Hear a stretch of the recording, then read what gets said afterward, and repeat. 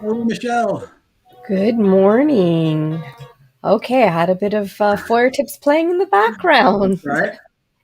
How are you doing, Stephen? It feels like it's been forever since I've been with you on a Yeah, it's been a Feuertips. little while. We had to cancel one for my back. I'll talk about that later, but I've got Moonbeam here to welcome everybody. Hey, everybody.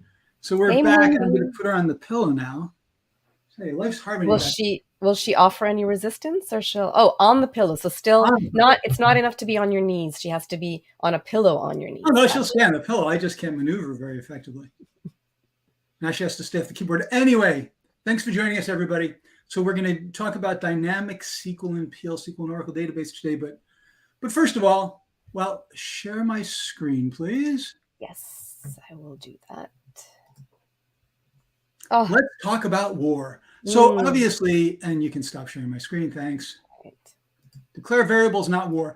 You know, every second of every day in our lives, certainly, and pretty much in human history, there's something awful, truly awful going on somewhere. I often get overwhelmed by this feeling of simultaneity. We can't absorb all of this that's going Yeah, on. So we have to, we have to draw lines around things and care about things we care about. And then, of course, things break through in big ways, especially for Europeans and the West when it happens in the West. So, oh my God, oh my God. oh my God. So Putin has done it. He's started an unprovoked war against the Ukraine with the most blatant lies. But so we won't go into all of it. I want to express my support and solidarity and incredible respect for the bravery and actions of the Ukrainian people and the Yeah. president in particular. I was very, very depressed when it started. I'm a little bit less worried now. I think I think Putin's going to kill a lot of people. It's going to be awful, but I think he has already lost, and I think he will lose big time. I think he has become, since his incredible attack on the Chechenian people, in which he like basically kicked it off with an apartment bombing of his own people to justify it. He's gotten so sloppy and arrogant. It's like he doesn't even care if anybody believes him anymore. He just makes Mm, stuff up. But it turns out lots of us care. lots And of us lots of us are care. speaking out and fighting back. And Mother Russia is being humiliated. And the only reason people in Russia like Putin, as far as I know, is because he rebuilt a Russia that they can be proud of. That was Right. bringing in somebody that was making people live better, didn't humiliate them. He is humiliating Russia like has not happened for decades. So I think he is doomed, except that, of course, he might take down a lot of us A lot of, with yeah. him. So I didn't want this Feuertips to go without mentioning the context, though again with simultaneity, pretty much every week I could point out something really awful in the world, and probably should, and also something good. Um, so I'll work on that too. But let's go ahead and shift on to PL SQL, Okay. and we'll talk about dynamic SQL for a bit. Then I'm going to talk about my latest, most amazing favorite book in the whole world, Transforming My Body and Life. Lots of us do care. Absolutely, Brian. It's clear Thanks, Brian. Yeah. by the millions, by the hundreds of millions. We do not want war. And by the way, just one more thing. People like even Putin, I think, has pointed out, you did the same thing, United States. You invaded a country, you lied, you made stuff up. It's like, you're absolutely right. For example, George Bush, Dick Cheney, lying our way into a war in Iraq, war criminals. So sure, we should arrest Putin for war crimes, and George Bush and Dick Cheney should be up for war crimes too. That's my view. Nothing Yeah. too much going on. Okay, but I think we need a disclaimer on this on our yeah, program. big disclaimer. Okay. This is all Yeah. me, obviously. Let's move on. So why don't you go ahead and so I'm going to talk about dynamic SQL, and it's a big topic. Every topic I touch on is a big topic. What I'm going to cover is some specific tips about what you should be thinking about with dynamic SQL. Thank you, declaring variables not war, Mhm. and so let's just sort of dive in, and we'll go over to SQL Developer to do it. So first of all, the basic idea with dynamic SQL, as I'm sure you all know, is that at the time that you're writing your code, in fact, can you stop sharing my screen for a second? Sure. I'm getting a But workout today. yeah, just to set the foundation. So the basic idea with dynamic SQL is at the time you're writing your code and compiling it, you don't have all the information you need to complete the construction of your SQL or PL SQL block and then run it. So what happens is that at runtime, that's what dynamic indicates, runtime, the statement is constructed with whatever additional information you need, and then it's parsed and executed. And so the first point about, and say, thanks, now you can sweep away my face. Bring back my screen.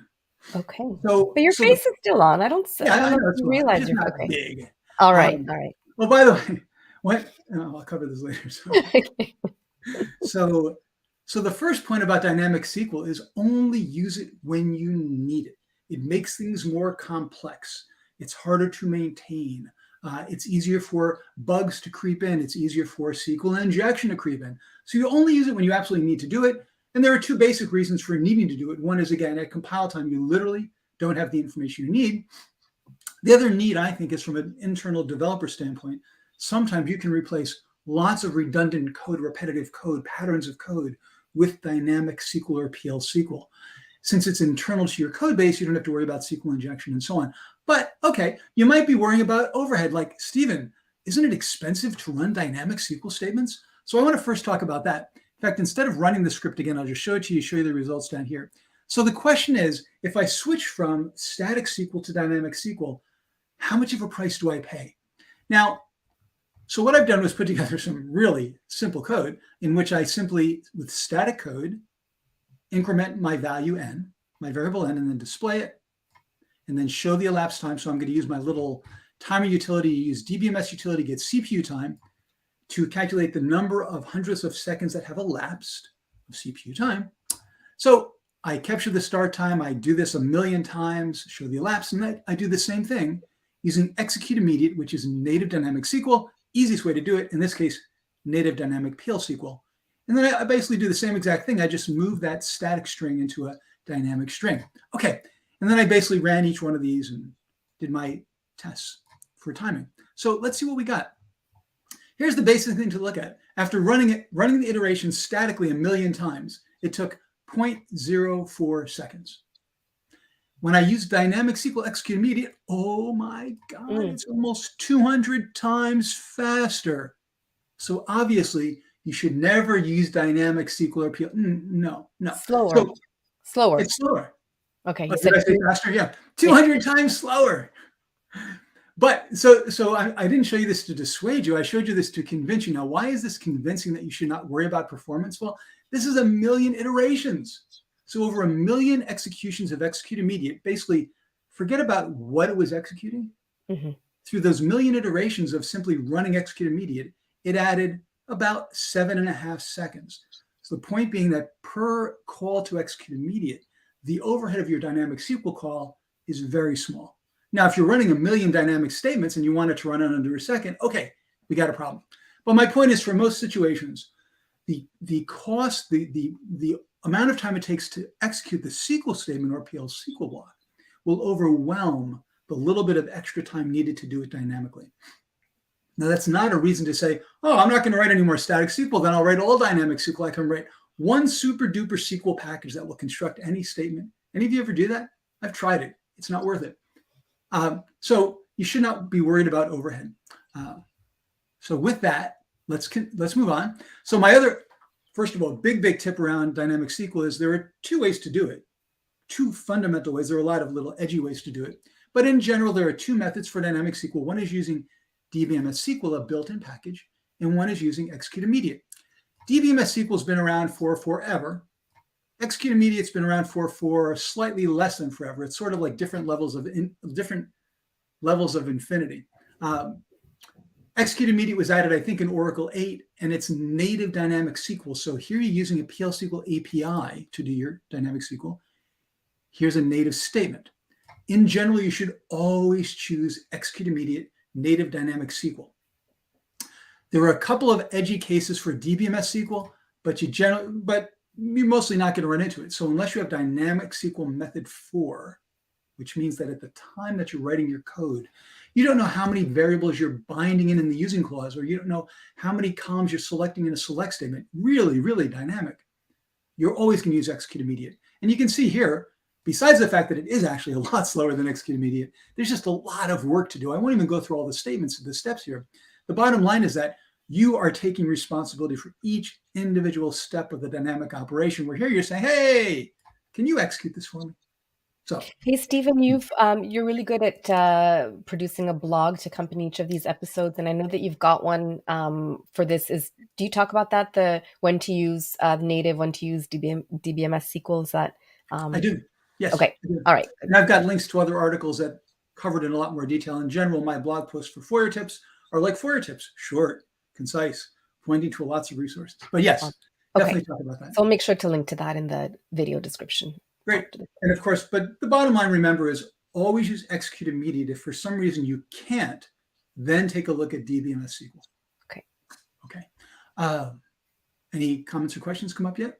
No, not yet. All right. So let's look at another tip, which is to use templates when you're running your dynamic SQL. So in fact, let's look at this piece of code right here. Here's a problem. I say execute immediate, and I construct my statement right inside the call to execute immediate. So this is something I generally suggest you not do. And let's look at a real piece of code to explain more clearly why. So this is the package body for InSumMail util, which is a utility I'm building for InSum usage to do Apex Mail on steroids. Really cool stuff. Maybe I'll show you more about it in the future. Let's look for execute immediate. There we go. Okay, so this is a piece of code that reports an error, right? This is actually going to link back to another thing coming up. But I have inside my InSumMail, I have my own little error logging routine. And you can even override and not use my error logging routine and use your own. So I allow you to specify the name of the procedure. So here's the question. Do you have an overriding error logging procedure and you don't want to use the default? So if the procedure name to log your errors is not the default, then I'm going to come down here and execute your logging procedure through dynamic PL SQL. So I say begin, concatenate in the procedure name, and then here's the rest of my string. Now, it works. It works just fine. In fact, it wasn't until I wrote my blog post and realized I wanted to show you an example of this that I went back and changed it. So thank you very much, Feuertips, for improving my code. So what kind of problems can you run into by doing it this way? Well, first, the bottom line is that if you're building your string in line to the execute immediate, then you don't have that string to send to your log for diagnostics to display on the screen to say, did I get it right?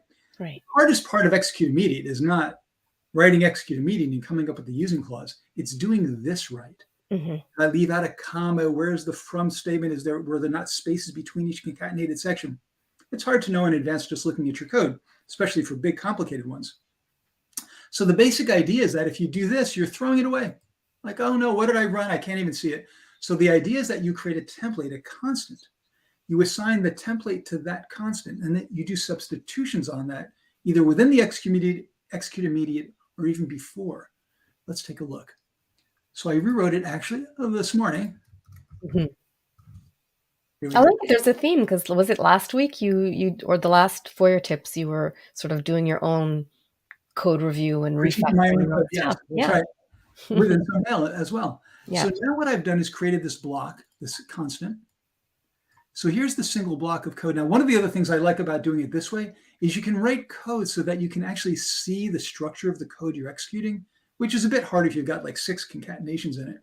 So here's my block of code. Let's see, I'm going to call this procedure. I'm going to pass it these parameters. And it looks like I've got a bunch of binds. I'm going to bind in the SQL code. I'll talk about that soon.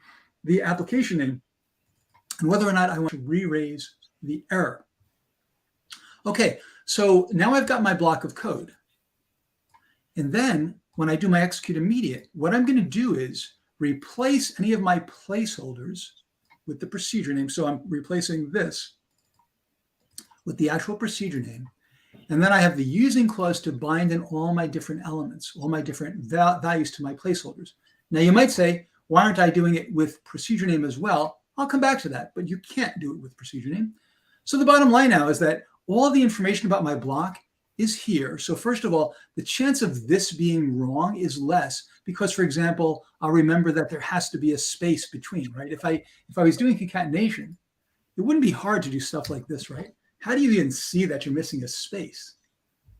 But if I do it here, oh, well, that's obviously crappy code. So that's one way it helps you. And the other way is now I can also record this string out to my log to say this is what actually ran. So Stephen, Anton is asking if you can talk about how you sanitize the value of lproc name. Thank you, Anton. So is that an inside joke? Okay. Well, no, it's not a joke at all, except that okay. we were talking about InSumMail, and he was reminding me about how we were building a feature to preview templates. So we have to take all these values in from the user and substitute them in.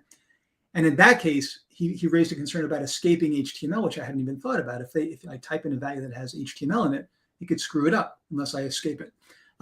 So the same kind of thing here. So go ahead and put up his question on the screen and stop sharing for a second.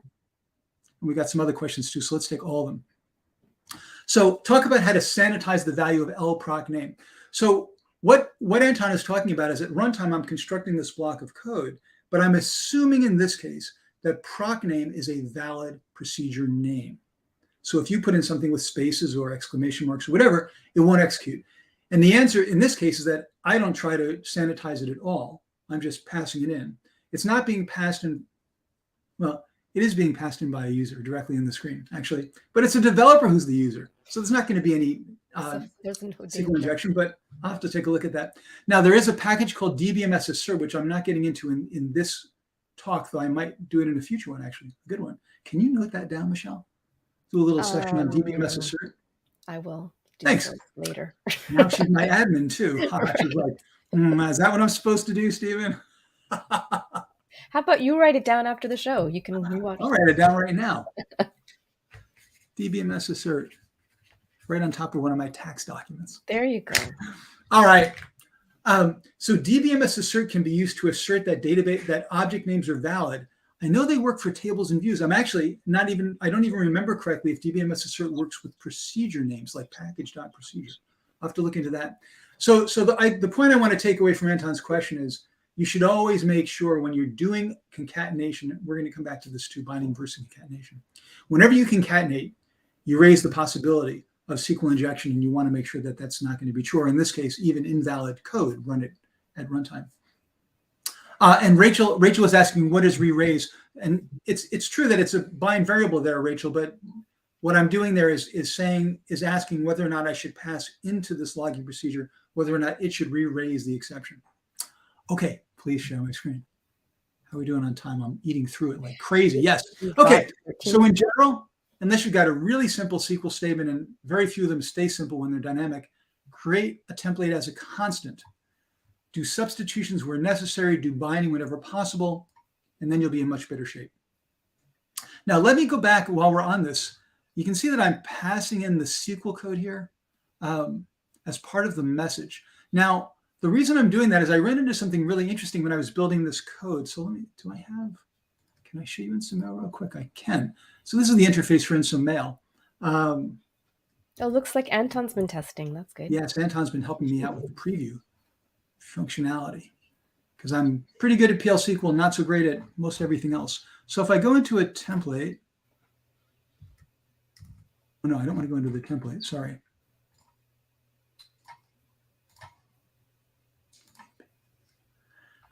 So here's where I can specify the override of my logging procedure. So I could say I want to use logger.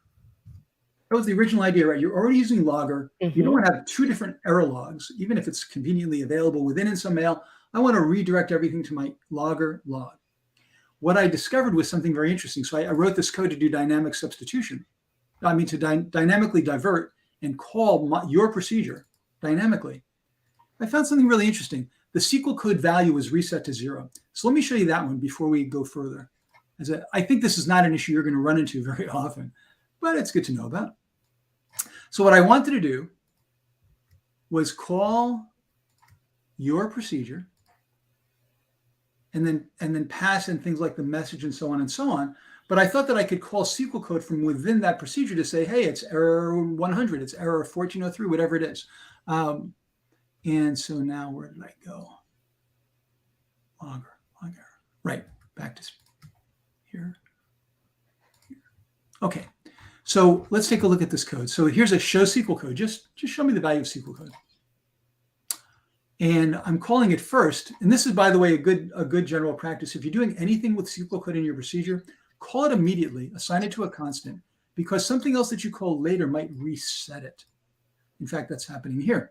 So I'm going to raise no data found.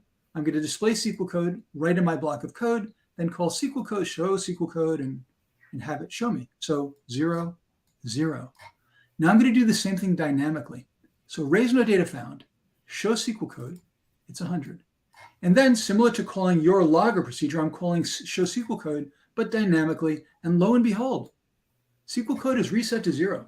So I'm starting up a new SQL thread, essentially. It's resetting those SQL attributes. And you can't depend on that SQL code value being available. So you have to, in my case, what I did was work around by passing it in as part of the string so that it could be at least visible and known. Okay, so you lose SQL code when you execute a dynamic SQL statement. Let's move on. Let's go back to binding and concatenation. So I had mentioned before, and Anton called me out on it, this idea that, sorry, I'm jumping around a lot, that you can't basically trust that any of the stuff you're putting into your SQL statements through concatenation is good. And this essentially is the same as concatenation. It's just being replaced in there. So you want to make sure that you're avoiding any possibility of the SQL injection. And the most important way to do that is to bind rather than concatenate. So let's take a look at binding for a moment. And this is, okay. So here's a very simple dynamic update statement. It's actually, there's nothing dynamic about it. It's just a mechanism for demonstrating things. And so what you want to do is avoid too much binding. Yeah, let's go here first. Okay, so I've got my procedure dynamic binds. I do that, another update against the employees table. And this is a very dynamic procedure. It's one of those things you should never write. I don't want to keep writing different updates against the employees table. You tell me the column, you tell me the where clause, and I'll look up the row and replace the value for you. Really dumb idea, but it's kind of fun to build. So set the column name equal to this value, where employee ID equals this value. Now, if I wanted to, I could write all of this as concatenations. And hopefully a lot of you are saying, Stephen, why are you doing this? We all know this. I hope so. I could do this instead of my binding. And the problem is, as I mentioned earlier, that as soon as you concatenate, you introduce the possibility of SQL injection. In other words, if somebody passes in for the column name, well, that's not a good example. Let's say for the value. If they weren't numbers, it's hard to bind with numbers, but let's just change these all to strings. So if I'm passing in a string, then this thing could be who knows what. It could be a semicolon to terminate the current statement, or 1 = 1 semicolon, and then starting a new statement, and who knows what will happen when you run it. So we have to put in guards against SQL injection. One of the most important kinds of guards is to not concatenate unless you absolutely need to do so, and instead bind. So with binding, you use placeholders. And then you provide a value in the using clause for each of the elements in your placeholder list, in your placeholders. So here's my using list, here's my placeholders. So the first idea is always bind whenever possible, but there are certain conditions that don't allow binding. For example, the column name. So ideally, you might say, why don't you just write it like this, Stephen? No concatenation at all binding. Great idea. The problem is that it will not work. You cannot bind in chunks of SQL text. That's the column name. And at the time of parsing of this thing, Oracle has to know whether or not that column name is valid. So this is not supported. Anything that has elements of SQL text or structure cannot be bound in, just like I cannot bind in the name of a procedure. That has to be concatenated in. So in some cases, you are forced to do concatenation, which is what I do here. And that input right there is the thing that has to be checked to make sure that it's a valid column name in the table, or whatever else your validation would be. Okay, so bind, don't concatenate whenever possible. And by the way, if you do dynamic DDL, which I'm going to show you soon as well, here's a dynamic drop command, then you can't do any binding at all. It's got to always be concatenated. Okay, now the other thing that can come up is Rachel is asking about, what about the name of a constant? What about the name of a constant? It doesn't matter. I'm not sure. Actually, Rachel, I'm not exactly sure what you mean. So maybe you can rephrase that. How would you want to use the name of the constant? Would it be in dynamic PL SQL like here, and I'd reference a constant? The bottom line is that in your dynamic PL SQL block, if you want to reference any variable value or a constant, either it has to be bound in with a using clause, or it has to be available in a package specification as a global variable in your session, which you generally want to avoid doing. I'm not sure if that answers it. Maybe looks like it does. Okay, Yep. great. Okay, so now let's take a look at another interesting thing that comes up with binding, which is what happens if you have the same placeholder more than once. For example, right here, I've got equals colon val and equals colon val. So the question is, do I just provide one value? Should I just assign value into both? And the answer is, well, no. In fact, with dynamic SQL, values from your using list are assigned or associated with placeholders by position. It's kind of like position versus named. So if I have n number of placeholders, they could all be val, and val is equal to val, and so on and so forth. I would have to have a separate value. They might be the same and they might be different. You can see in this case, these two are different.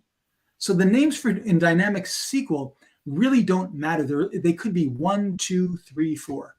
Literally, you could have 1, you could have 2, and it would work exactly the same. You want to use names because it's easier to understand your code, right? However, when you're working with dynamic PL SQL, so now I put in the values, and I'm calling dynamic binds dynamically instead of statically. In this case, you do not want to have any duplicates. So here I've got numval and numval. So this is the same placeholder. When you're doing dynamic PL SQL, you do association by name. So it's basically the number of elements in your using list have to match the number of distinct placeholders in your dynamic PL SQL block. So you would only have 3. Notice also in the using clause, when you're using dynamic PL SQL, you can also use the mode, just like parameters. So it's in, out, or out, depending on what you're doing with that value. For example, if I'm assigning a value to a variable in my dynamic PL SQL code, that's an out. Okay, so dynamic SQL, same number of values in the using list for every placeholder, distinct name or not. Dynamic PL SQL, number of distinct placeholders gives you the number of elements in your binding list. Okay, we are just about out of time. I'm going to talk about one more thing. And to do that, we have to look at a really dangerous but fun piece of dynamic SQL, and that is drop whatever. So I don't know about you, but I sometimes get tired of writing the same kind of commands over and over again. Drop table X, drop view this, do that. So why not create one procedure that will drop whatever you want? And it's super duper easy to remove everything. So I love it. So drop whatever, pass in the name, but if you don't, we'll use anything. Pass in the type, yeah, whatever, we'll use everything. So you can say drop whatever, and actually you have to pass false for just checking. So there is that. But if you do that, it'll remove everything it can in your schema. Oh, wow. Okay, so let's take a look. This is a good example of how you can write really nice utilities for DBAs and developers with dynamic SQL. I find all the objects that match my wonderful filters, and I don't include drop whatever. I was doing a session in Zurich, and they mentioned that one. Then inside my loop, I'm going to construct my string. If I'm just checking, I'll just display it. Hey, Stephen, is that date there right in the comments? This? Is that 2002? Oh, yeah. So everybody knows I've been doing the same thing since about 1994, 95. And of course, been doing lots of trainings. And when I would do my trainings, I would say to folks, you know, if anybody found a problem in my code or an improvement, I would put it in and give them credit and tell them, you know, when I'm out on the beach in Puerto Rico, wherever it is, hanging out in the sun, and thinking back to all the code that I wrote, then I could look back and say, yes, I remember when I was in, I don't know what WMOUG is. So I don't know where I was for that one. Well, you're forgiven because it was like 20 years ago. That's right. Fantastic. But then I was in Switzerland. So yes, that's what that's all about. So if I'm just checking, I don't execute. Otherwise, I execute the string. Okay. And then if I have anything wrong, I can record what happened, the string that caused the problem. Okay, so now I want to go back and go over a couple of things in this piece of code. So number one, wow, super, super dangerous. Watch out for doing this kind of thing because, again, very, very powerful abilities with dynamic PL SQL, in this case, dynamic DDL. Now, notice I did not use a template here. So I said, here's what you should do. Create a constant template, then do your replacements. But if we look at this particular example, there's so much that has to be put in for not only what is passed in, but what's queried out of this loop, that it's hard to have a static constant blocker. It really doesn't buy me a whole lot.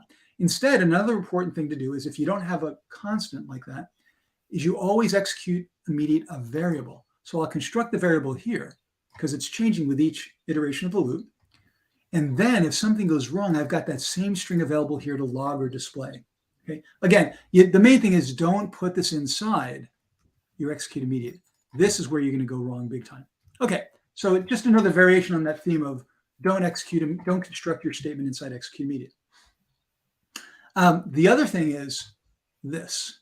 So this is the other important point. So AuthIdCurrentUser means this is an invoker rights program. I talked about this, I think, a few weeks ago. And I'm certainly going long this week. Sorry, I'll wrap it up. So this means that when I execute this program, it runs under the privileges of the owner of the drop whatever.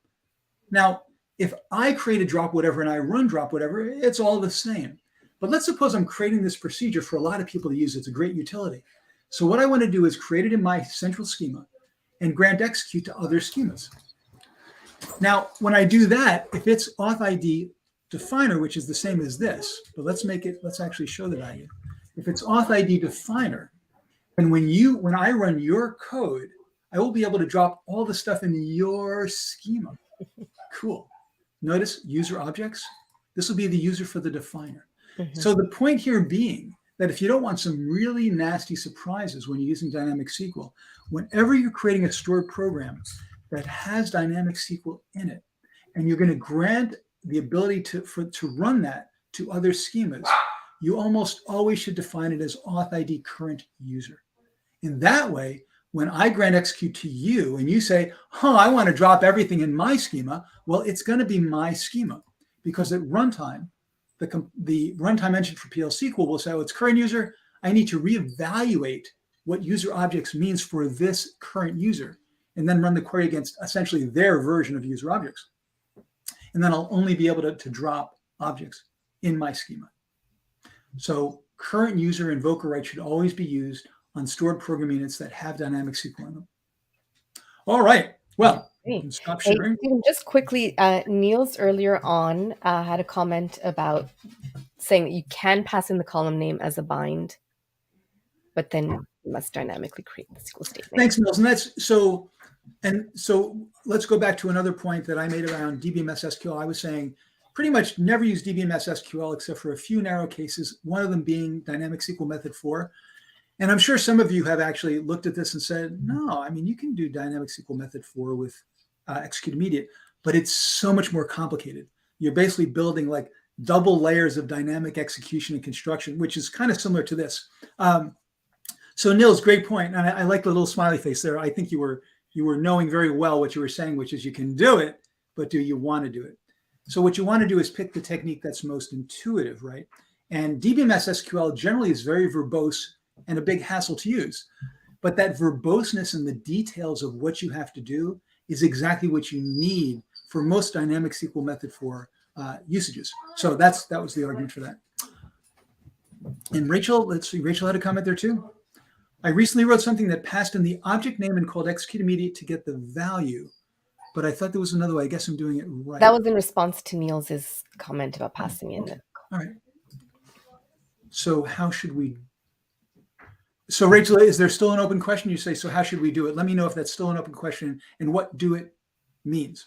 Okay, so covered a number of things about dynamic SQL. There's so much more to talk about, and maybe I'll do a future one, at least on DBMS assert. So let's switch gears up a little because I'm already so late. I'm not even sure how much I should go into all my favorite book, but let's do it. So share my screen. No, don't share my screen yet.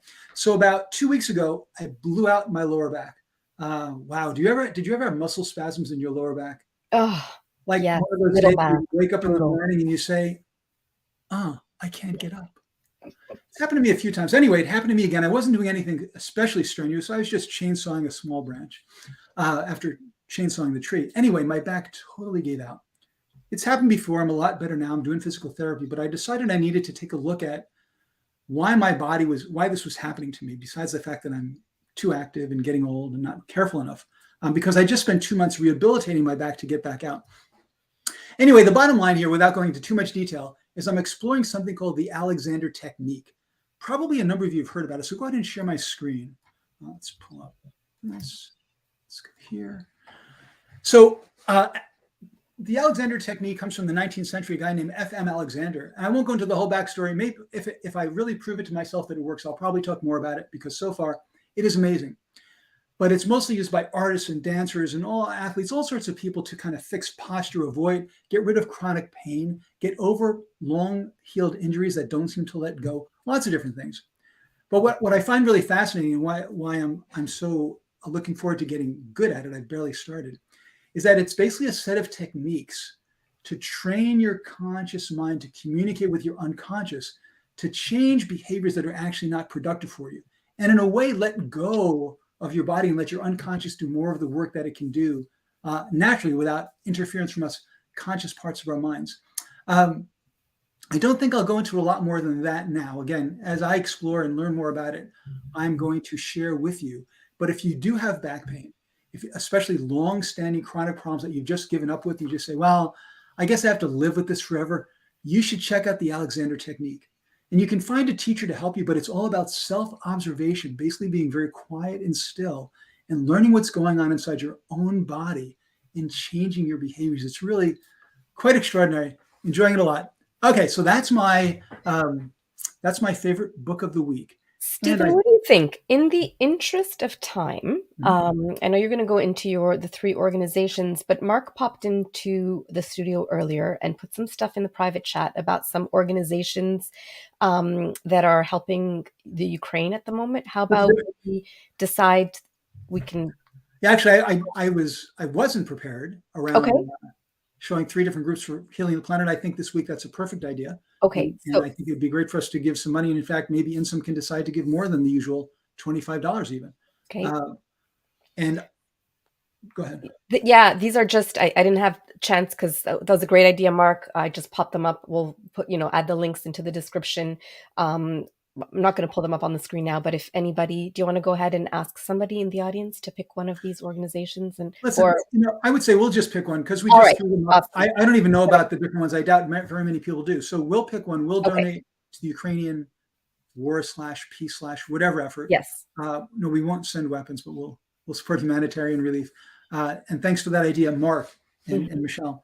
Okay, so it's been a long one. Thanks for sticking with us. I hope you learned some interesting tips about dynamic SQL. I hope that my getting up on my soapbox didn't bother any of you too much. No. And again, if you're living with chronic pain and you've given up, check out the Alexander technique. It might change your life.